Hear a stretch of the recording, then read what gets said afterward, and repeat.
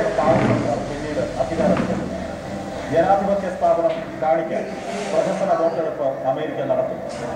മതിയായ വിചാരണയില്ലാതെ സദ്ദാമിന് ശിക്ഷ കിട്ടി. 2008 ജൂലൈ 18 ലോകം ഞെട്ടിക്കുന്ന ആ കാഴ്ച കണ്ടു. അമേരിക്കൻ പാവസർക്കാർ സദ്ദാമിനെ തൂക്കിലെത്തി.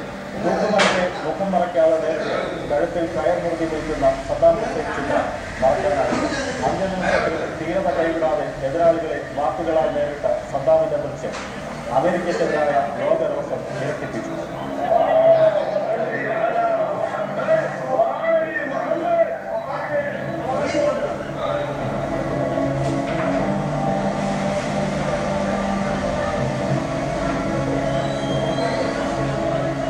യുദ്ധത്തിന് കാരണമായി അമേരിക്ക പറഞ്ഞ ഇറാഖിന്റെ